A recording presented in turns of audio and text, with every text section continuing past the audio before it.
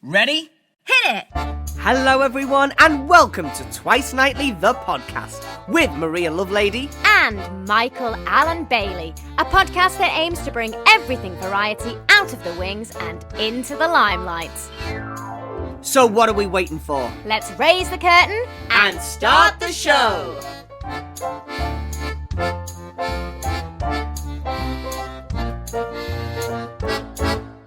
Coming up on today's show, we chat to performer Kit Green. We talk about our lush lives. And we talk about our risky way to test whether we're big in Hong Kong.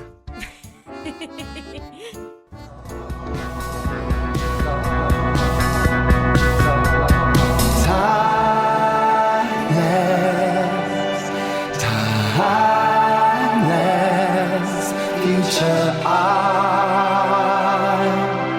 future now. Timeless, timeless, future I, future now.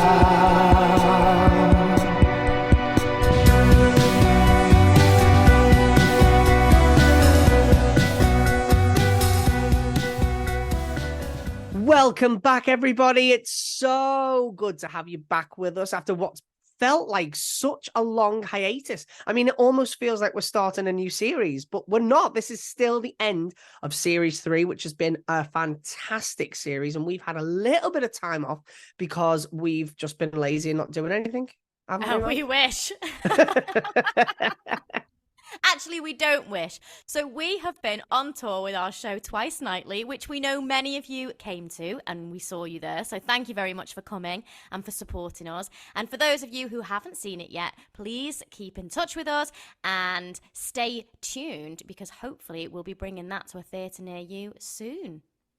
It was one of the biggest challenges that I've ever encountered. Can't speak for both of us, but I think I can probably safely assume that it was one of the biggest challenges for both of us, but it was worth every second. I mean, obviously there are a lot of stresses. There are a lot of, headaches and heartaches and backaches and flops that go into putting a show on, but the highs. Oh, sorry. So just to tell people, I've got a dog in with me today called Leila, and I can't do anything about it. She goes crazy the minute she hears anybody singing Ethel Merman. She's clearly a fan, so continue. Anyway, everyone loves a dog, don't they? No one will mind. Are you allowed to have that dog there? Well, my landlord lives in Hong Kong, but you can get this in Hong Kong, so maybe she's listening. But no, I'm not meant to have dogs. I don't own the dog. She's just staying with me for the afternoon. Absolute illegal dog watcher. I'm an illegal dog watcher. Well, this would be a lovely way for us to find out that we were big in Hong Kong. Wouldn't it? I'm going to go on the upload site and check if anyone's ever listened to us in Hong Kong. The countries that this podcast gets played on never ceases to amaze me. And I do think it has been listened to in Hong Kong, actually. Well, there you go. We're global. But yeah, back to the show. It was one of the biggest challenges.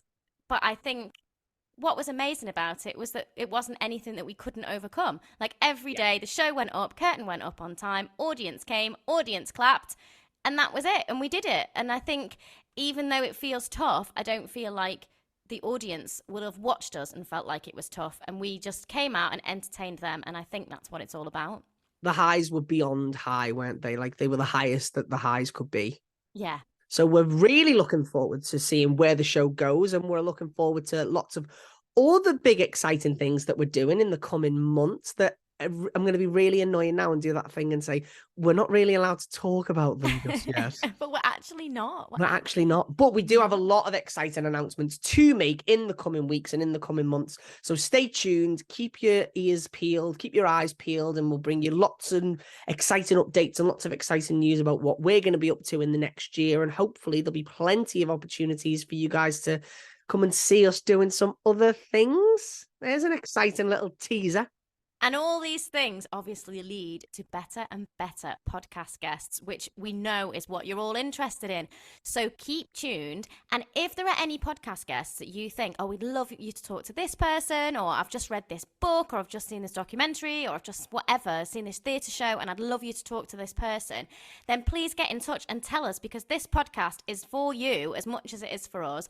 And we would just love to know who it is that you want us to get on. Or if you think you'd make a good podcast guest, if you're listening right now, Elaine Page, and you think that you could be a great guest for us, get in touch. Elaine Page on holiday in Hong Kong, listening to us. Hey, we did get a shout out from Elaine Page, though, recently. I mean, not specifically us, but we did get a little shout out because we did a show at the Liverpool Theatre Festival and we got plugged by Elaine on a radio show. We did, and it was fabulous, wasn't it? Yeah, it was.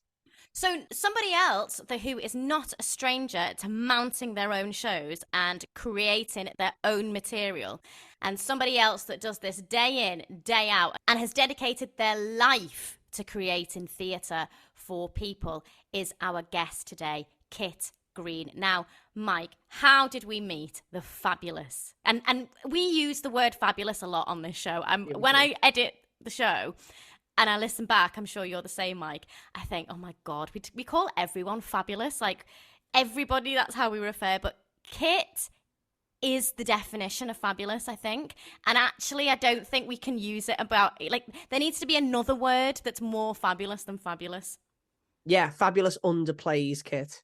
Yeah. Totally underplays Kit. Well, the story of how we met them was an absolute saga in itself.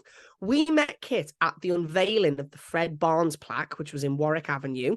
It was a fantastic day. We were there with the British Music Hall Society. How did you resist singing the Duffy song there when you said Warwick Avenue? Do you know what? It didn't occur to me for a second because I was too busy thinking about Fred Barnes and having a monkey on his shoulder. So we met at the Fred Barnes plaque. Everybody was crowded outside. It was very exciting. We knew that Paul O'Grady was going to be there. The wonderful late Paul O'Grady was going to be unveiling the plaque. And all of a sudden, we spotted the most fabulous, as you say, person in the most fabulous hat that just drew every eye on Warwick Avenue towards them. And we were like, who is that? That is someone that we need to know. And it was Kit. And Kit sang a couple of songs on the steps of Fred Barnes' old house. They were absolutely mesmerizing, completely mesmerizing. They just had everybody in the palm of their hand, and that only heightened our hunger to meet them and to speak to them. And then the best part about it was when we did meet them a little bit later on in kind of the reception for the plaque unveiling, Kit approached us. Kit came to us and said, I've been told I need to speak to you two. And I was I was starstruck. I was speechless because they'd just been so amazing doing their performance at the plaque unveiling. And we just clicked, didn't we? The three of us got on like a house on fire. We did. And then we were very lucky and invited ourselves to Kit's house. And it was there that we conducted this wonderful interview that we hope that you really enjoy. Wasn't it a lovely day? We sat out and we had tea in the garden and we just chatted about life. And it was such a lovely day. And I think that really comes across in the interview. This interview is so warm because Kit is so warm. And I know that you've seen them a lot on stage performing.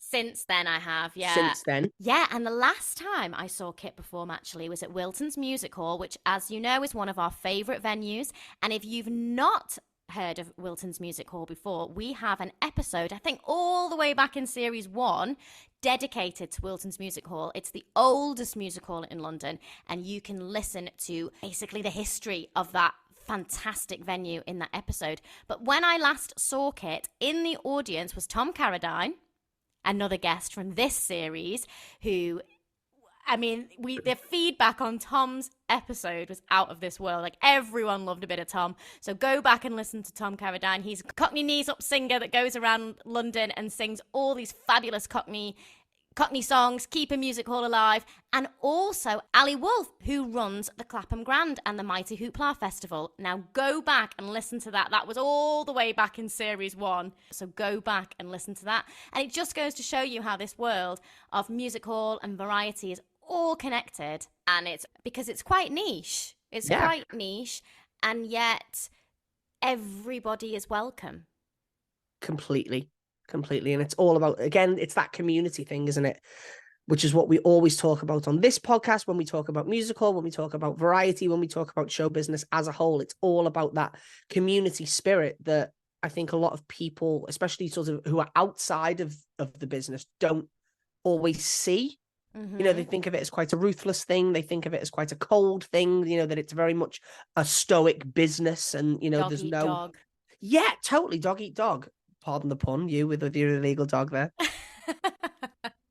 But Kit totally represents all of the things about our world that make it so warm and so fabulous. So fabulous. So this interview was quite a while ago now, and those of you that listen every week will probably be able to tell, because the questions that we ask and the style of the interview is quite different to how we conduct interviews now. But I like that. It's like a little time capsule of where we were, and we're putting the interview out now because Kit has, again, the word's going to reappear, a fabulous new album out called Always Here, which you can find on Spotify, you can find on Apple Music, many places. And we listened to this for the first time together, didn't we? Because we were like, oh, it's Kit, and they're great, and we want to listen to the album, we're supporting a friend. And it's really good. You know that feeling when it's your friend's thing and you go along or you listen and you think, oh, I'll support them, but you don't expect it to actually hook you. You know, you hope it does, but you're just kind of doing it for the support. But this album, honestly, like, my most common phrase in my house at the moment is, Alexa, play Kit Green. And I just have the album on all the time. I love it. And that's not me just saying it. I absolutely adore this album. And we're lucky enough that Kit has given some of the tracks for us to listen to now. So you can have a little sample here. And then I would really recommend you go and listen to the full thing wherever you listen to your music, because it really is just, again, warm. It's a warm album. It is, completely. So come on, what's your favourite track? Oh, honestly, it changes all the time. So I love In This Moment. Oh, stop it. You took my answer. It's so, like, the message of it's amazing, but then I find it really, like, it gets stuck in my head. Like, I'll just wake up and I'll just be bopping along to it. No, it's an absolute banger. In This Moment, it's an absolute banger. Should we play a little bit of it now? Oh, go on, let's have it. In this moment, I'm enough. What do you want from me? Who do you want me to be? In this moment, I'm enough. In this moment, I'm enough. What do you want from me? Who do you want me to be in this moment?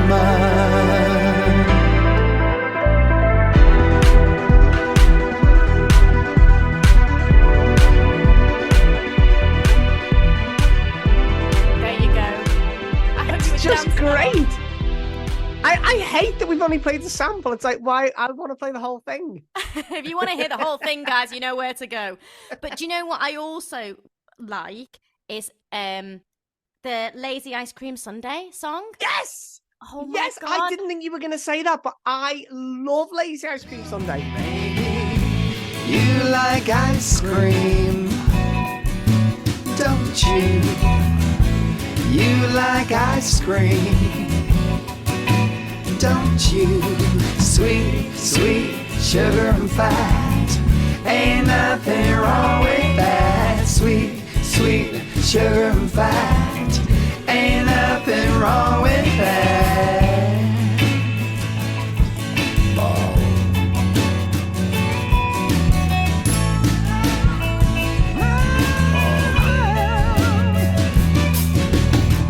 I'm walking, you're walking, but you know we're skating on thin ice, ice cream. That was like a real grower for me. And I'm just walking around like, sweet, sweet sugar and fat. Like, I just love it. And it doesn't sound like anything else. Like, no one else is doing that kind of stuff. And yet, I love it. And when the guy comes in and goes, mm-hmm. I don't know who that is, actually. Maybe that is Kit. I don't know. But that's exactly what I love about it, is it's the kind of the amalgamation of styles. I love that there's something very Bowie-esque about it. There's also parts of it that I felt were quite Donna Summer-esque. And then there's lots of bits as well that are very almost Edith Piafian about it, you know, or like quite, or maybe a little bit Streisand. Really soulful, really poignant songs that completely make you forget that you're listening to an album, and your thoughts trail off somewhere and you are transported to somewhere of your own. And that's exactly what music should do, I think. I think the best example of that is Real Life. That song. Stunning. Stunning song.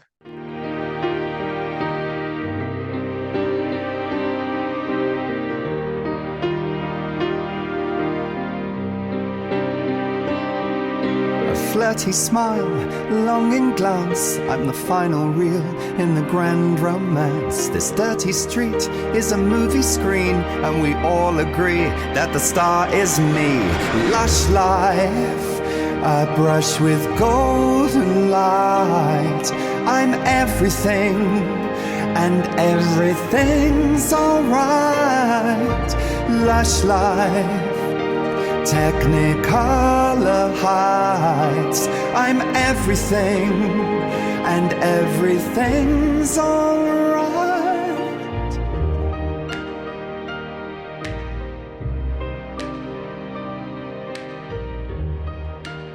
To me, this is like a classic already. I can't believe that people don't know this song. Well, they will now. What is your definition of lush life? I was just going to ask you the same thing. And then, do you know what? Well, when I think about it, and this sounds like so, like, dripping with sentimentality and, like, I'm just sucking up. But actually, I can't think of anything more lush to do than what we did, was sit in Kit's garden in the sun with a proper tea set. We had cups and saucers and a cup of tea and talk to people and really communicate and really connect with people. And I think that's what this podcast's allowed us to do, and meet all of these people that we've met. And actually, like, obviously, if we were getting paid billions to do it, then that would be quite lush. But actually, just the act of being able and allowed to do that, and to do that with you as well. Yeah, that's what's come to my mind now. And a beach in Bali, of course, probably as well. Yeah, obviously. I've said to you before, but I don't know whether I've ever said it on the podcast. I'm never happier than when you and I are waiting at the tube station with our microphones and our laptops in our bags, and we're about to go into an interview. We're about to go and meet somebody for the first time, or we're about to step into a new adventure, or we're about to discover something. That to me is pure lush life. Lush life. Or the other alternative is actually having a lush face mask on. That's what it also makes me think of. Oh my God, don't you ruin the song for me now, because that's what's going to come, because Mike is obsessed with Lush. Oh my God. Mike is so obsessed with Lush that I took him and our friend Tom for their 30th. I took them to Lush Spa in Liverpool, and that was a lush life. So I'm going to have to stop playing that song now every time I'm just browsing Lush. But why wouldn't you? Why wouldn't you? It's absolutely... Well, I'll tell you why. I'll tell you why. Because the song will just make me spend hundreds and hundreds of thousands of pounds in there. Because I'll be so carried away by the song. I'll be like, yeah, just throw that scrub in. But I think that's so lovely. I'm so happy that you said that, because it's the difference, isn't it? I think oh gosh. Oh God. Lush life. This is not lush life. Leila. I think I get the high after we've done the interview. That's interesting. I think before we go in, I'm all quite facts and figures and how we're going to get there and do we have everything and what are we going to say and blah, blah, blah. And you're way more zen than me when we go in. And then I think when we come out and we've done it, that's when lush life. Like, that's my moment when we walk out and we've done it and it was great. I really love that. So isn't that interesting that that's the difference between us? Because sometimes after we've done things, I think you can crash and you need a cake and a cup of tea somewhere. Absolutely. That's all I need. Where I'm buzzing. So that's interesting. But maybe that's good. Maybe we need both the energies so that one of us is zen, one of us is bringing us to reality at like all times. Well, we do, because post-interview, then we will go somewhere and you can just talk the back leg off me about all the highs of the interview while I'll just silently tuck into me cake. That's a lush life. That is a lush life. Well, we hope that you enjoyed those songs. There are many, many more, and we've only just scratched the surface. So if you want to hear that album, you know where to go. Spotify, Apple, it's not Apple, is it? It's iTunes. Get with the program, Maria. iTunes. It's Apple Music. I think it's Apple Music, isn't it? Is it? Is iTunes like old? iTunes is old now. It's Apple Music now, yeah. Apple Music or Spotify or wherever you want to go. Find Kit's album and have a listen. It's only half an hour long, which I can't believe because, like you say, it's such an epic journey that it feels like an experience. It's one of those old albums, like, you know, when you used to have years ago before you just had music all the time and like if you bought a new album, you'd lie in your bed and listen to it. Yeah. Like that's what this is for me. Completely. Right then, let's get them on. Here they are, Kit Green.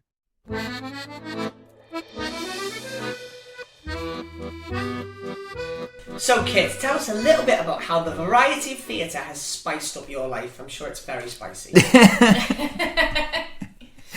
Well, you know, I've kind of always been very theatrical and drawn to theatre, and I studied drama and then worked in telly for a few years and then started making my own work. And I think it was at that stage that I was drawn to sort of like slightly illegitimate kinds of entertainment. So my big inspirations at the time were country music, which resulted in a comedy character, but also then this kind of British variety musical scene. And I was like really strongly attracted to it. That was a long time ago, so it's like indistinguishable from my life. So I don't know if it's even spiced up my life. I think it kind of is my life. Did that make sense?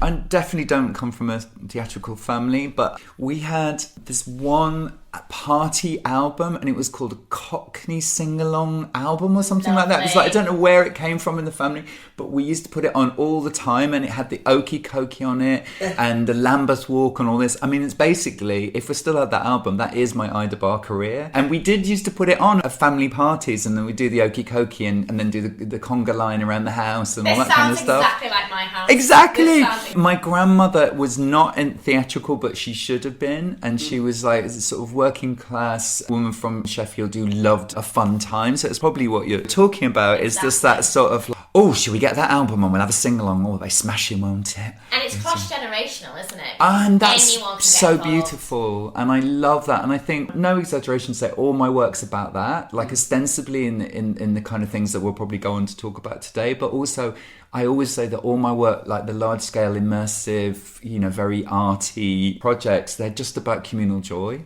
Well, I was going to say it takes it back to its roots, because even you just saying then she was a working-class woman who liked to sing song, that is just musical, isn't it? Absolutely. And that joie de vivre of that. And I think, we all have a relationship to it. And I think it's been lost in a lot of entertainment. And that cross-generational thing, I remember doing a festival in Greece and going out at, like till 5 o'clock in the morning and dancing with like 80-year-old and 5-year-olds. And you're like, we've lost that in this country. Like, you can only sort of party with your own age group or your own demographic, but that kind of like, we just want to have a really good time with everyone. So all of that stuff I think is to be celebrated. So you just mentioned Ida Barr. Tell us a little bit about Ida. Tell us who she is. Tell us where she came from. What is Ida all about? Well, Ida was my first response to really loving old-fashioned entertainment, musical and variety. I got some Arts Council money a long time ago and I was like, I'm going to go to the National Sound Archive, and one of the first albums I dug out was this music hall album. It's really special, and now I know quite a lot about it, which was that it was recorded at the old Metropolitan Music Hall the day before it was demolished. Wow. And this promoter was put on this gig, and it was literally the last gasp. And apparently there was just a bunch of pensioners sitting under umbrellas, and he got Maria Lloyd Jr., all of these musical acts, and it was recorded and an album was made of it, and Ida Barr was one of the acts. And I don't know what it is, and I've told these stories a lot, but they bear repeating, because I heard it and I was just like, oh, I'll just be her. Like, there was no kind of art, it was all instinct, pure instinct, and I'll just resurrect her. Which is a slightly odd decision, because not like many people remember her. Yeah, she was absolutely hilarious. Her catchphrase was, I may be game, but I'm no chicken. Oh, that's a sad song. I've got a big lump in my throat and 2 big ones down here. And so that's how the real Ida Barr spoke. And my Ida Barr doesn't speak like that, and wouldn't do a joke as crude as that. So I have definitely moved her on. Then a few years later, with the British Music Hall Society, I wanted to then research Ida, because it's not like you can just get the biography off the shelf. And thrillingly, and also scandalously, they said, oh, we've got a box labelled Ida Barr, but it's never been catalogued. No one's ever really looked forward to it. So it was a trunk, and it was a trunk that had been packed by somebody after Ida died. So in 1968, somebody had gone into her flat and literally pulled things off the wall, pictures and band parts and all of that, put it in this trunk, put a padlock on it, went to British Music Hall Society, and it's kind of been, I mean, somebody's obviously been through it, but no one's been through it in any detail. And so I had it for a few weeks and catalogued it all and went through everything. So at that point, I really started to understand who Ida was, which was, of course, an amazing process. And then I discovered that she died 9 months before I was born. She was almost as tall as me. She had red hair, and her best friend was a musical performer called Dolly Harmer, and my husband was Ben Harmer. Stop it. I know. I don't know what that means. It's like a reincarnation. It's like a literal reincarnation.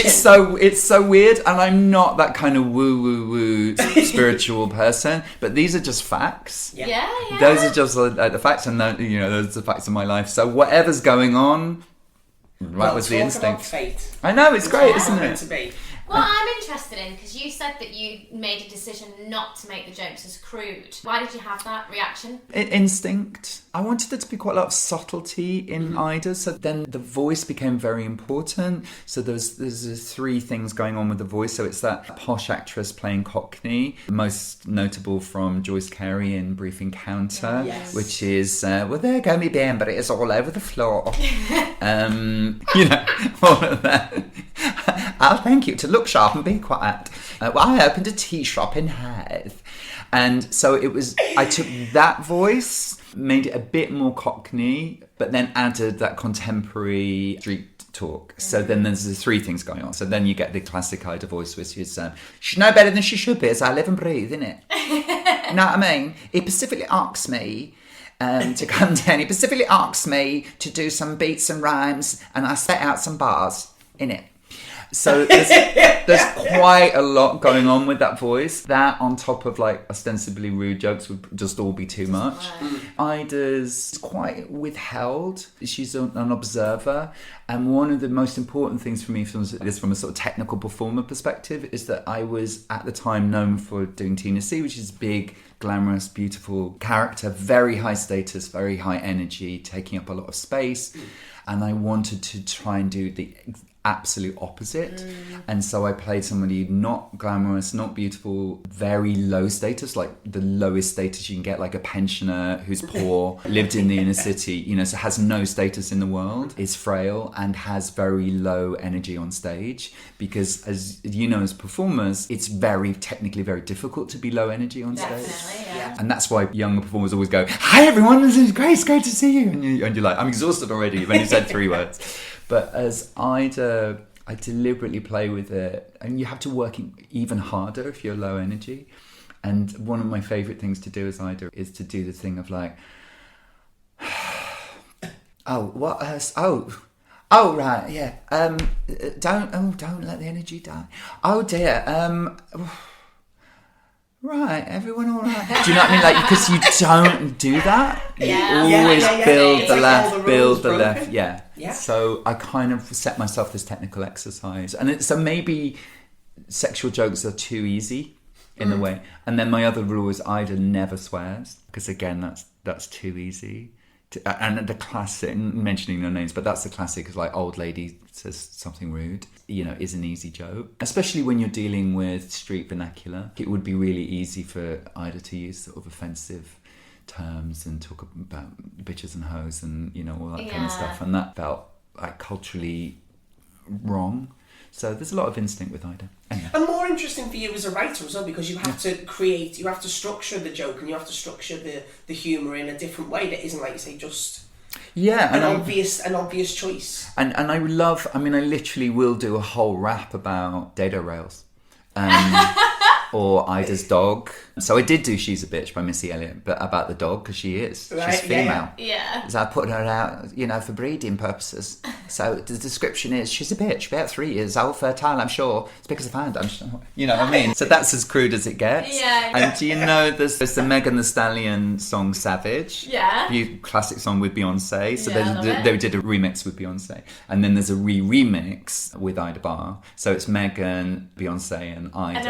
And it's about Ida breaking lockdown rules to go and find pickled onions. I love it.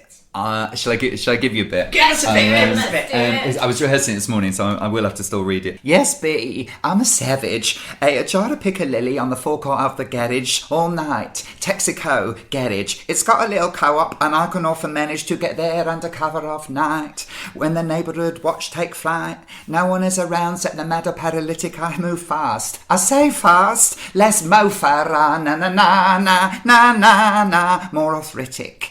The government box is bland as beigers easy listening see. Beans, white bread, all things biscuity. I need heat, I need flavour. Want 50 cent, not Nigel Havers. Put Tabasco on, a bag of quavers. Wanna feel like the Rozzers, got me with the tasers. Something's gone wrong if I'm off the Gaviscon. I'm grateful for the help, but this is going on and on. Woman can't live by carbs alone. I need bite, I need heat. I've lived through 2 world wars, it's too late for whole wheat. I go undercover, feel the cravings prickle. I'm going cold turkey for Branston pickle. Incredible. Any rap that can include Nigel Havers, we're down for that. Absolutely. I bet even Megan Thee Stallion wouldn't be able to absolutely. get Nigel in. And it really is about, about the ordinary things in life. It's like Branston Pickle and Nigel Havers. And yet it works as a rap as well. Yeah. So, yeah. Anyway, so that's why I don't. So what's so interesting about that is that you've got this old lady, and she's someone from the past, but I know what's really important to you is bringing it up to date, making it contemporary. Why is that so important to you as a writer and a performer? I think it's absolutely essential because we're talking about performance, but I think in all areas of art it's really important that the way people used to do things informs how we do it now. It's enough to be an academic and study these things and go, oh, that's really amazing, but we have to help young performers, young artists make new work inspired by the way that things used to be done, because that will help us understand more about our world and our lives. And I'm really, really passionate about it. I think it's incredibly important not to keep reinventing the wheel. When you're a younger performer or a newer performer, it's very easy to go, oh, I'm doing something so innovative and so smart. And you're like, oh, it's probably all been done before. And that is profoundly liberating because you can go, yeah, that has been done before. So they've done so much of the work for you, and now you have to bring your genius on top of it instead of starting from scratch. Yeah. Does that make sense? And I think so often that gets overlooked, and as you can hear, I'm really, really passionate about it. And often I think in the history of performance, I'm most interested in the people that weren't really famous. They were successful, but they haven't come down to us as a household name. Most people could name, I don't know, Maria Lloyd, George Formby, very, very small number of performers. But actually, it's the ones that were working the whole time that were incredibly influential in our culture, but their names haven't come down to us for whatever reason. So Ida, for example, not a household name at all. Most people wouldn't remember her, but she had 2 songs, famous songs. Oh, You Beautiful Doll. Oh, you beautiful doll, you great, which most people would be able to sing of a certain generation. And Everybody's doing it, doing it, doing it, which again is sort of in the culture. But her name hasn't come down. And I think it's people like that we should be really investigating. Yeah. Are there any other people that have inspired you then as a performer, or are there particular styles that you have adopted as part of your act? Yeah, I mean, Ida was so kind of influential, but I'm aware of lots of other people, and then much more recently, I kind of felt like it was time for me to investigate into the archives again. And actually, I curated an exhibition at the British Library. I was artist in residence at the British Library and did a whole thing about hypnosis. That's a whole other subculture. That's a different podcast. But anyone interested in hypnosis, check out all the work I've done on that. Get in touch, guys. Yes, get in touch. Read my book. It's on Amazon. It's $3.99. It's cheap. At the end of that, they asked me to curate this exhibition about popular entertainment in the 19th century, and we called it There Will Be Fun. So that was a complete thrill, and I can talk more about that, but that led me into thinking, I really want to make a new performance piece. And then I read about Fred Barnes, and I know that you know a bit about the work that I've done around him, and I felt like he was a very inspirational figure, and I made a completely different show about him. It's not like a variety act like Ida, but I made a show which was at Wilton's, the live show, and then I did a version of it on Radio 4 with Roy Hudd, like a two-hander. Similar material, but very different treatment. And I can give you the link for that so people can listen to that radio piece. And I really am proud of that work because it's absolutely doing what I was just saying, but to an even deeper level, which is using Fred's legacy and his life story, his biography, to illuminate something about the difficulties of navigating life. And he spectacularly failed. For most people won't know who Fred Barnes was, but he was very famous in his day, and very rich and successful, and then he spectacularly fell from grace. He was an alcoholic, he was very queer, very controversial, and was both revered and reviled at the same time, was incredibly dysfunctional, had an incredible range of addictions, shopping addiction, sex addiction, alcoholism, drugs, probably. And I made this show which was kind of looking at depression and addictions and using the darkness of Fred's story to illustrate something about that and how we might learn about our own lives. And that feels like a very important way to use archive. What somebody who got it so right and then so wrong must be able to teach us something about how to live our lives.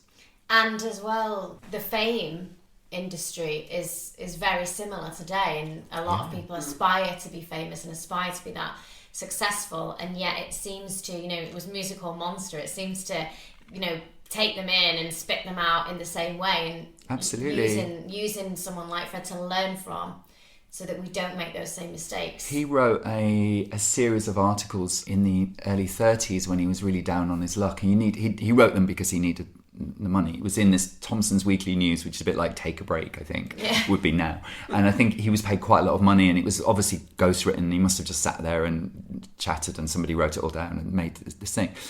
And it was called How Success Ruined Me.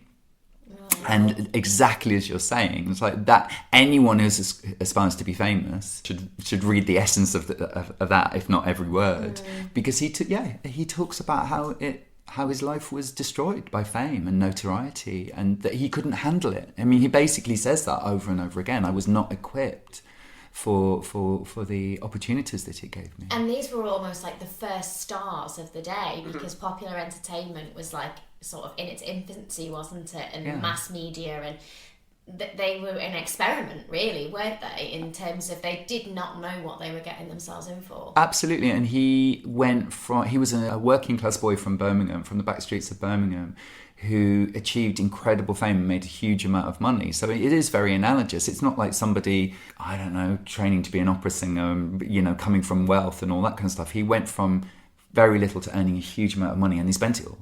repeatedly, and died penniless, young. I mean, it's... And Fred has just got his plaque. Yes. Which is where we met. Yes. And you were singing some wonderful songs of his. What do you think it says about where we are at now in our society? That we are now, because it took a long time for the British Music Hall Society to get that plaque and to get that recognition. What do you think it says about us as a culture now, that now he's getting his moment and now he's getting his plaque, and that wasn't up 20, 50 years ago? I mean, there's a very... let's be really practical. Like his story is complicated. It's much easier to put up a plaque to Vesta Tilley or Maria Lloyd or whatever, because he isn't now known about. So let's be generous and say that. But obviously there is the fact that he was so queer. I mean, I think now we would be calling him gender non-conforming, gender fluid, non-binary. I don't know how he would identify, but it's all in that. It's all in that area. I think.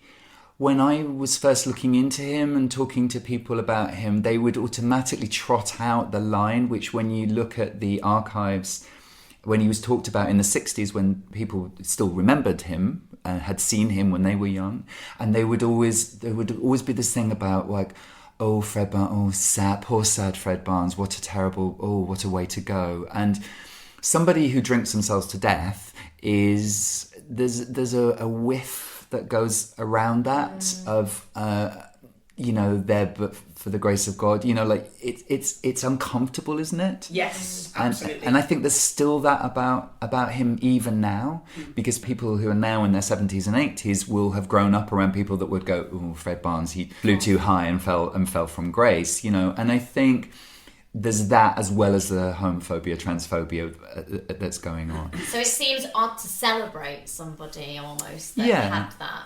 And I think we should celebrate the ambivalence in his story, like I said. And it makes me proud that, I think that plaque wouldn't have happened if I hadn't have done that show. And I think what I did in doing that show and in doing the radio show is that I highlighted that ambivalence, that there was lots to celebrate in his story and there's lots to learn from in his story, and that he is both a monster and a genius, and that maybe that's one of the things that we can have a more nuanced conversation about now. That's the humanity of the situation, is to say, well, he spectacularly screwed up. Yeah. But he also was spectacularly successful. And we don't need to have a clear narrative about somebody. Like, the narrative around Maria Lloyd is very straight. Working class woman achieved this amazing thing and everybody loved her and millions of people turned out for her funeral. Great, that's one narrative, but there's so many more other nuanced ones. And it's that idea of almost... what's very prevalent now is that cancel culture. That the way his life ended or the actions that he took after his fame somehow wipes out what he did in all the good. All the good. I talk a lot about this in the show. It's sort of funny and it's absolutely not. As I said, he was a sex addict. He was obsessed with paying the military for sex. And it got to such a degree that he was banned from the military tattoo at Olympia in the 20s. Like, he wasn't allowed within, 3 miles of Olympia because he was a threat. This was like, a judge ruled this. He was a threat to His Majesty's serving men. Like, this is one queer, spindly man from Birmingham. Yeah. Like, we just won a world war. And Fred Barnes is like a threat. But the way that, that would be said now is he's a sexual predator. And, that would not be entertained in our culture. Right, absolutely, rightly. And I was always very careful that is both hilarious and deeply troubling. Yeah. And one of the things that I love about Fred Barnes, and I love the fact that I've researched him so much and kind of have so much knowledge about him, is that, oh my God, his biography really rewards close study. But everything he did to uber excess, and that again is to be celebrated and deeply troubling. Don't do what he did, kids. That is not the way to a happy life.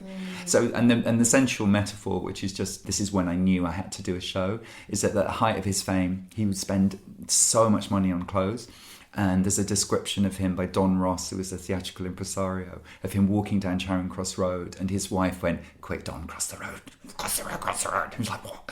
And then they crossed the road, and then they see Fred Barnes coming down, and they were like, we're not going to talk to him. He was clearly like in his element. He's wearing this amazing outfit, a white cape, a long white cane, +4s, pink stocking. I mean, he looks extraordinary. And he's got a marmoset monkey on his shoulder, which was his trademark. And this is the thing that he was always known for. But down the back of the gorgeous white suit, the monkey has shat all the way down. Because that's what monkeys do. But they were like, Fred didn't care. It just looked amazing. But then when he was drinking himself to death in Southend in the mid-30s, he had a chicken on his shoulder. And that central notion of that's who he was. He had to have this exuberant thing. So he had the monkey, which of course is extraordinary and wonderful and exotic. And then he's got a bloody chicken on his shoulder. And for me, it was a deeply personal show. It's like, I just don't want to have a chicken on my shoulder. I don't want to be that person. I don't want to be in a pub going, I sing for you. I'll sing you a song. Look at my chicken. And I have a bit of that in me, and I have a lot of in me that is horrified by that. One of the things that definitely sticks out to me about that day of the plaque unveiling, and I'm sure for both of us, was the speech that you made. You made such a gorgeous speech about how amazing it is that we've come so far from Fred Barnes' time to now, but how, as well, there's still so much work to do. Yes, that's right, I say, agreeing with myself. We were very loud and we were so We were very like... And then you sung the Black Sheep of the Family song. Yeah. And we shed a little tear. No, it's a great song, and I think, yes, that's right. It would be very easy to be self-congratulatory and go, look how far we've come. And I think in many ways there's been such a cultural shift, and especially with with being lesbian and gay, and a lot of things are much more accepted now, but especially around trans and gender non-conforming people, it is not okay. And so for a group of people to stand in the street and go, "We look at us, we're putting a plaque up to this person who literally killed themselves because they were hated so much," and then to say we live in a different time, everything's great, would be deeply flawed. You said as well when we first met you, please correct me if I'm wrong, that you think that if, had Fred existed now in this time, he wouldn't have just been regarded as just a homosexual man. There was definitely... I think there's a very complicated relationship he had to gender. One thing we can never do is take someone out of their historical period, and shouldn't. It's deeply fraudulent to try and do that. The defining moment in his life, as he repeatedly told the stories, when he saw Vesta Tilley, who was a male impersonator, and he saw her when he was 8 or 9, I think. And interestingly, he saw her in real life near where he lived because she was visiting a relative. And then that night he saw her on stage and he was transfixed, and he said, that's what I'm going to do. So he saw a woman playing a man and said, that's what I'm going to do. And so that's why I think he was a male impersonator in a way. He was a man playing a woman playing a man. And he's the only performer, as far as I'm aware, I think this is true, that played Principal Boy in Panto. Oh, right. Oh, okay. Yeah. So even at the time, it was always a woman doing it, but he played that. So there's a lot of complexity around gender, and this is well known. Like his fans would always call out, "Hello, Frida," when he came out. And I think, culture has been on this long journey of exploring gender to try and go back to how things were a few hundred years ago, when gender was much more complicated and everybody knew it was more complicated, and in non-Western cultures where everybody knows it's much more multifaceted. Yeah, we're slowly pulling some of those threads apart, and I think Fred would absolutely fit into that gender non-conforming world. And I think what we've discovered when we started researching, and you look at a black and white picture and you have a very sort of rigid view of what you think society was like, but the fact that he was packing out these venues and that audiences wanted to see that, they were paying to see that, and he had fans, and he was a huge success, and he made so much money from being himself. Yes. And I think that we're always sort of getting into this narrative that, he wouldn't have liked that in the past. But Absolutely. His success clearly negates that view. It does, but he was walking such a fine line, and he was constantly saying he was just about to get married to an heiress in America, or all these. So there was a lot of prevarication around it. So, and also the central thing, and again, this is why I made a show about him, was that his father was so ashamed of him that he, threatened to kill him, and then when he couldn't, cut his own throat, you know, that deep level of shame. So you're absolutely right. Audiences loved it, but they didn't, you know. And they like it on stage, but might not want it around their own dinner tables. Absolutely. But he's also I mean, that's what Black Sheep of the Family, and that's why it's a genius song that he wrote, which is very unusual for a performer to write their own songs at that time. That's flirting. I'm the black sheep of the family. Everybody brings me down. And he's clearly talking about his queerness, but in the lyrics of the song, he isn't. So it's doing both things. So it's about saying, oh, I'm the one who's not successful, and I'm going to go to colonies and become rich and come home. So he's doing two things. There's always a nod and a wink with Fred. So when you did the show as a two-hander with Roy Hood, this takes us back to what you said before about being passionate about using all of the stuff from the past to progress in the future. You said that Roy was one of those people that was a real champion and a real pioneer for that. Yeah, absolutely. As long as I've known him, he's always been very supportive of my work and was always very, very supportive of me doing Ida, and thought it was really funny because he grew up knowing of the real Ida Barr. He always found it intensely humorous that he'd like go, I was just chatting with Ida Barr in the pub, you know, like he thinks that's funny. And very, very sweet man, as everybody says about him, and just very generous. But, you know, I remember him saying years ago, oh, Ida would be so proud that she's still alive, she's still in the public imagination. And it's a tiny thing, but somebody sent me recently, you know, like when you Google somebody, Google like a real person, and it brings them up on their picture and their dates and everything, like somebody who's known. And they sent me the screen grab, and it says Ida Barr 1882 to present day.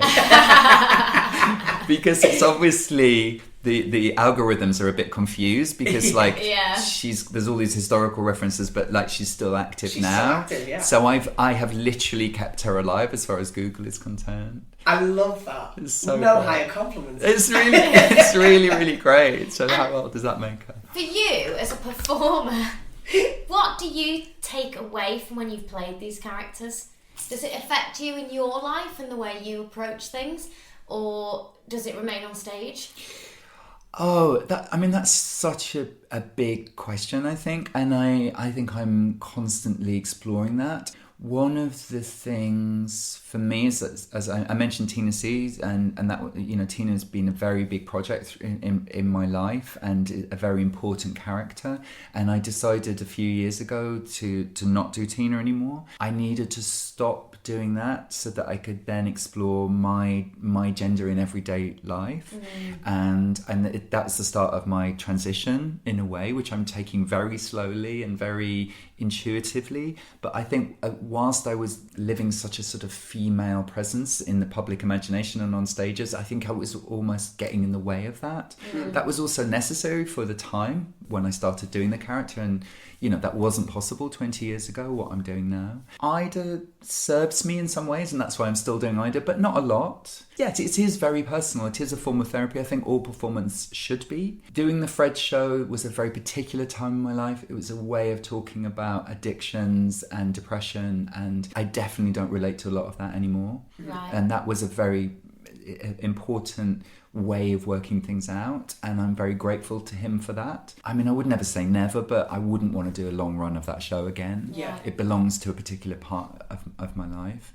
And again, like I said earlier, I think that we've so much to learn from history and these amazing people whose lives aren't explored and are there for the exploration and the intense scrutiny, and we can take what we need from them. So I would urge everybody who's interested, you know, get into those archives. They're there to be examined. And, you know, I personally feel like I need all the help I can get to live my life. And I'm very happy to take it from someone who died, you know, 90 years ago, as I am from friends and, you know, inspirational writers and people now.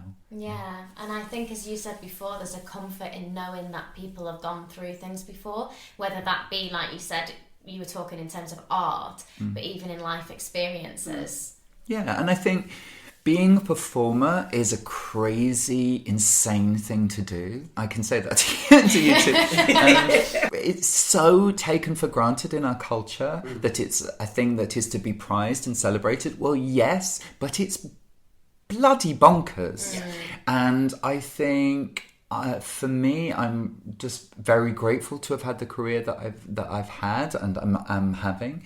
But I need to constantly question my need to be on stage, my need to work things out in front of other people, how it's serving me. And I think performing has often made me very unhappy as well as very, very, very happy. It's important to question, what is it giving you? How much is it meeting your needs? There's a lot to learn from that, from performers who went before us.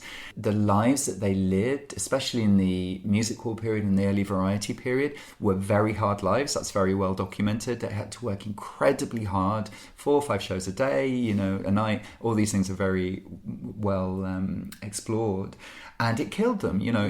Often that sheer hard work, the unhealthy life, the stress, the poverty, the threat of poverty, no welfare state, all of that, it led to a lot of very tough lives. And I think I don't want to just get into that thing of like, I've got to keep working. I want to question, how much is it serving me? So what's next? Yes, that's a good question. I mean, I'm doing lots of new shows. I make a lot of big immersive performance arty type shows. But personally, the thing that I'm most excited about is that I've made an album as myself. Oh. Which it's all just been recorded and mixed. I've co-written it with a singer-songwriter called Catherine Williams, and it's been produced by Ed Harcourt, who's really cool. He does Sophie Ellis-Bextor and Paloma Faith and all these people. So it's like a full-on... Yeah, it's a full-on pop record, gently about being gender non-conforming, and it's called Always Here, and it's about that sort of long time period. And I feel really excited about it, and also I don't have any anxiety about where it's going to be in the world. I just kind of know that it's going to find its right place, and that's very different from years ago when I'd be like push, and being strategic. So that's the thing that I'm super excited about. So how far along in the process is that? It's all written and mixed. Fabulous. So we're taking it to record companies now. Oh, Yeah. But so people will be able to hear it at some point, probably towards the end of this year.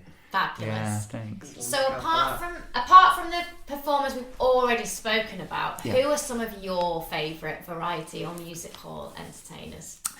I love the people that were around when I was growing up, like these sort of quirky people that were on telly, that were the light entertainment hangover of the old music hall early variety days, like Hilda Baker. Yes. Those kind of people are like, who are you? Like, what are you doing? This is really crazy. But I do remember constantly as a child discovering George Formby and buying an album of George Formby, and my grandparents were like, what are they doing listening to George Formby? What? That's a bit odd, isn't it? Do you know what I mean? So those kind of people really influence me. And I think the people that I love passionately are often have a direct through line to variety and music hall. Victoria Wood, for example, I think that she wouldn't have done the kind of things she did. She's definitely a descendant of that world. So what I did in the British Library exhibition was I focused on 5 different performers that, again, people might not have heard of. So one of them was a hypnotist, because obviously my specialty in hypnotherapy, and she was a very, very obscure female hypnotist, which was like, there's no female hypnotist even now. She's called Annie de Montfort. And she was a mesmerist and hypnotherapist. I mean, I think if people Google Annie de Montfort, they'll probably get me writing about her, and there's nothing wrong with that. But she's really inspirational. There was a producer called Lord Sanger, and he did travelling variety, fairground, menagerie shows. And he was just really inspirational in the way, like, the through line to modern day producers and people who make TV shows now. You can really see in there'd be no Netflix without the kind of stuff he was doing.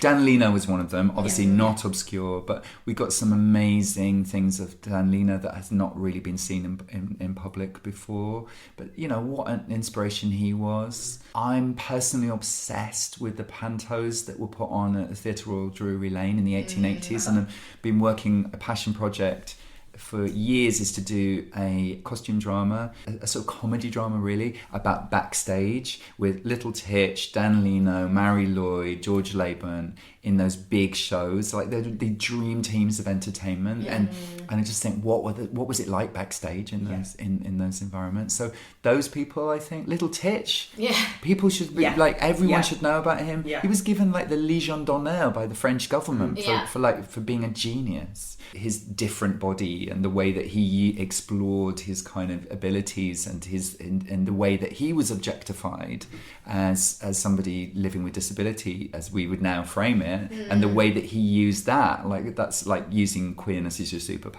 Or do you know what I mean? There's so much to learn from so many people. Do you know, I always wonder how long was the rehearsal process for those pantos, because they were like 3 hours long, weren't they? They were like mammoth, they were epic productions. And I always think, I wonder how long it took them to rehearse all of that. I think they are pretty much like now. I think there would be a core cast who would they do an enormous amount of work, and then they would slot the big stars into their scenes, because of course they wouldn't take the time off to rehearse it, because they would be losing money. I mean, they were very intricate. They had cast of thousands, incredible scenery, technology.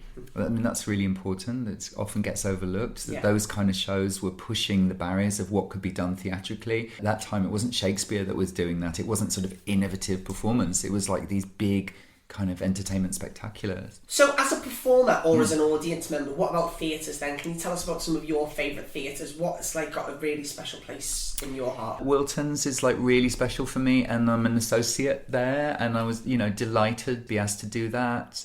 It's really special for me. And I went in the 90s to hear Fiona Shaw do The Wasteland, and it was when way before it was refurbished, and you had to wear hard hats and steel-toed shoes and go into a building site, basically. So that's the first time I went, and whenever I go there and whenever I do a performance there, it always thrills me. Similarly, but differently, Hoxton Hall. I've done lots of Ida at Hoxton Hall, and just a real thrill to see that space is still being used. And this is a complicated story, so we won't go into all the details, but I'm friends with a young man from Iraq who came over literally on a boat, and recently, he's only been here about 4 months. I knew him in Athens, and then he said, I'm coming to the UK. I was like, oh great, let me know when you arrive. And then he went, I'm here. I was like, how do you get here? And he was like, on a dinghy for 48 hours. And I was like, oh shit, okay, I'm so privileged. And anyway, long story short, I didn't really plan it, but I took him to Hoxton Hall, and I said, this is what entertainment used to be like. He doesn't really speak English, and he was just like electrified by it. And I was like, this is really special. There is something like you can't quite put into words. I don't think it is sentimentality. I think there is something very special about it. I'm originally from Sheffield, and I've done a handful of shows at the Lyceum, which is beautiful, Frank Matcham Theatre, so I feel sentimental about that. And if you could choose any variety act to be a part of, what would you choose? I'll have to look up exactly what they were called, but there was this great act of 5 women who did tricks on bicycles in Bloomers. Do you know Michael Kilgareth is a wonderful musical expert and writer, and so much affection for his work, and he wrote a book about sort of obscure musical acts, some novelty act like that that would keep me young and forward looking. Which you will forever be. I'm Thank sure. Do our quick fire round. Let's go. Would you rather have Pimm's on the lawn or mulled wine by the fire? Pimm's on the lawn. Would you rather wear snakeskin or leopard print? Leopard print. Would you rather meet Judi Dench or Judy Finnegan? Judi Dench. Well, I was going to ask, would you rather have a monkey on your shoulder or a chicken on your shoulder? But we've kind of already answered that, haven't we? Sort of answered that. I would like not to want either. And finally, would you rather be waiting in the wings or sat in the audience? Ooh, sat in the audience now. I've got a very complicated relationship towards performing now. I'm not saying I'm totally moving away from it, but I think the joy of being in the audience is very pure, and the joy of waiting in the wings is fantastic, but it's also very nuanced. Yeah, I think maybe like the chicken or the monkey on the shoulder, maybe I need it less. Well, we're very glad that we saw you perform, and we did then. Maybe it's our last chance to lose. I've got to ask, one more question as well about the Blue Plaque Day. How is your good friend Chrissie Hynde? No, she was so yeah. That was really funny that Chrissie Hynde heard me singing and came out and was like, "Who's this?" Yeah, it's very lovely. We still in touch. You still are? Oh, great! No, she's so lovely. Again, very, very generous performer. Her work has been very important to me, and I did a charity gig for Ukraine a couple of weeks ago, and I sang Back on the Chain Gang by Pretenders, which is a song I really, really loved and loved from when I was young. That was a lovely little byproduct of singing in the street. Yeah. It was certainly a nice little nugget for us as well, wasn't it? Yeah. There. Amazing. Well, thank you so much for your time. Pleasure. And I think we're going to have a little performance now. Yeah, let's sing a song. Let's get ready. Lush life. How was that? I hope that you all had a lush time listening to that interview, because we really, really had such an amazing time. And I think how much wisdom is in that interview, and again, warmth. And I think anyone that wants to be a performer, because next week we've got a really interesting interview coming up with Keith Ramsey, who's doing a show called Eve, all about hair at the Soho Theatre. And that very much is about the dog-eat-dog world of fame. And actually, I think when you listen to Kit speaking, the knowledge that they are happy to share as a performer to other performers and other creators. And this is, as you said before at the beginning of the interview, this is what it's all about. These are the real stories. I think the all about Eve is the myth and it's the legend, but actually, this is what we're really all like with each other. All About Eve is what everybody would like to think that show business is like all the time, and that we're all on hand with a quick one-liner or a quick, acidic put down. You are.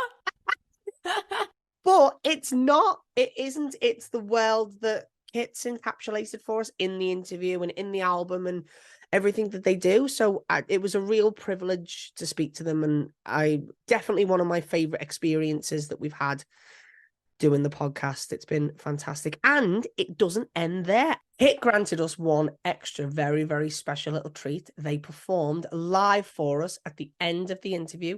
We finished the interview. We all went into the front room.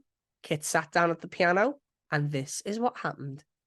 So, I haven't sung this for several years, but this is a song I wrote for Fred Barnes, trying to imagine how he might feel about the audience, and as his career's, leaving him behind, so it's quite sentimental.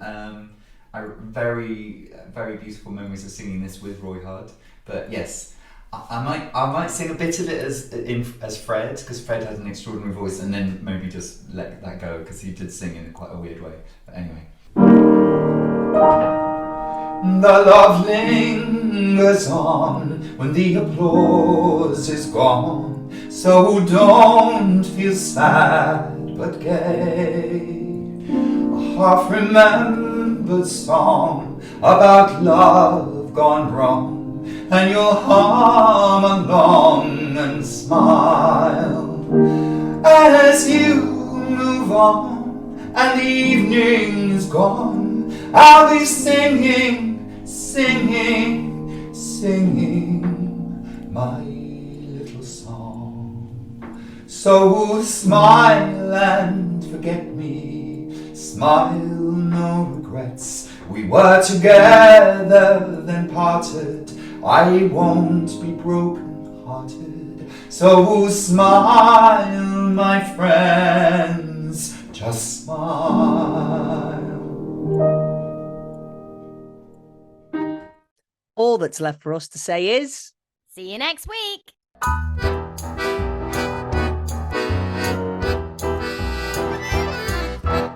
Don't feel sad but gay. Half remember the song. That's good. Maria! I absolutely ruined that. You absolutely ruined that. I'm filling up and everything. I was actually filling up as well. That's why I moved to get a closer look, and then that fell out my